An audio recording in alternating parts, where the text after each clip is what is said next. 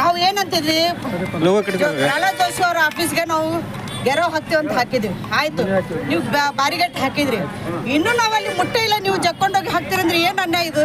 ಇಷ್ಟು ದಬ್ಬಾಳಿಕೆ ಮಾಡಿದ್ರು ಹೆಣ್ಣು ಮಕ್ಕಳ ಮೇಲೆ. ನಾವು ಅದನ್ನು ದಬ್ಬಾಳಿಕೆ ಐತಂತ ನಾವು ಕೆಳಗೆ ಬಂದಿದ್ವಿ.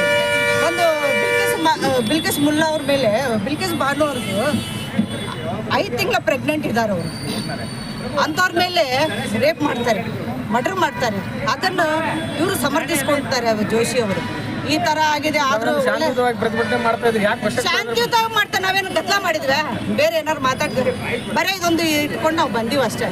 ಇವ್ರು ಅಷ್ಟಕ್ಕೆ ಈ ನಮ್ಮನೆ ನಮ್ಗನ್ನ ಈ ತರ ಮಾಡ್ತಾರಂದ್ರೆ ಇವ್ರು ಸಾಮಾನ್ಯ ಹೆಣ್ಮಕ್ಳಿಗೆ ಏನು ಕೊಡ್ತಾರೆ, ಇವ್ರು ಏನ್ ಮಾಡ್ತಾರೆ? ಇವ್ರು ಪ್ರತಿಭಟನೆ ಹಕ್ಕನ್ನ ಹತ್ತಿಕ್ತಿದಾರ ಅಂತ ಅಲ್ಲ, ಇವ್ರು ಪ್ರತಿಭಟನೆ ಮಾಡಕ್ಕ ಕೊಡ್ತಾ ಇಲ್ಲ ಅಲ್ರಿ ಇವರು.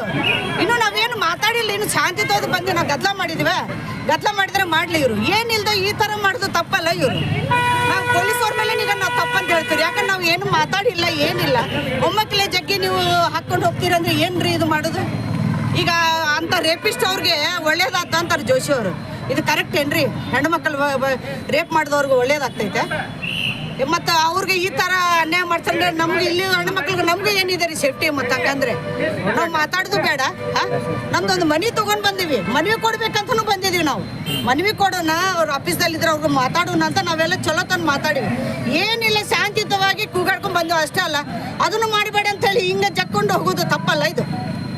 ಸರಿ, ಇದಕ್ಕೆ ನಾನು ಧಿಕ್ಕಾರ ಮಾಡ್ತೀನಿ. ಈಗ ನಮ್ಮನ್ನು ಶಾಂತಿಯುತವಾಗಿ ಬಂದವ್ರ ಮೇಲೆ ಈ ತರ ದಬ್ಬಾಳಿಕೆ ಮಾಡಿ ಹಾಕಿದಾರಲ್ಲ, ನಮ್ಗೆ ಏನು ಮಾಡಕ್ ಕೊಡ್ತಾ ಇಲ್ಲ. ಒಮ್ಮಕ್ಕಲೇ ನಮ್ಗೆ ಜಕ್ಕೊಂಡು ಹೋಗ್ತಾರಂದ್ರೆ ಅಂದ್ರೆ ಅವ್ರು ಹೇಳಿದ ಮಾತು ಕೇಳ್ತಾರೆ ಇವರು. ಅಂದ್ರೆ ಹೆಣ್ಮಕ್ಳು ಕೂಗು ಅವ್ರ ನೋವು ಏನು ಕೇಳಂಗಿಲ್ಲ ಇವರು. ಈ ತರ ದಬ್ಬಾಳಿಕೆ ಮಾಡಿ ಹಾಕ್ತಾರಿ ನಮ್ಮ ಮೇಲೆ. ಆಯ್ತು ತಗೋರಿ, ಎಲ್ಲರಿಗೂ ಹಾಕ್ತೀರಿ, ಮತ್ತು ಯಾರಾದ್ರೆ ಎಲ್ಲರೂ ಹಾಕಿರಿ ಮತ್ತು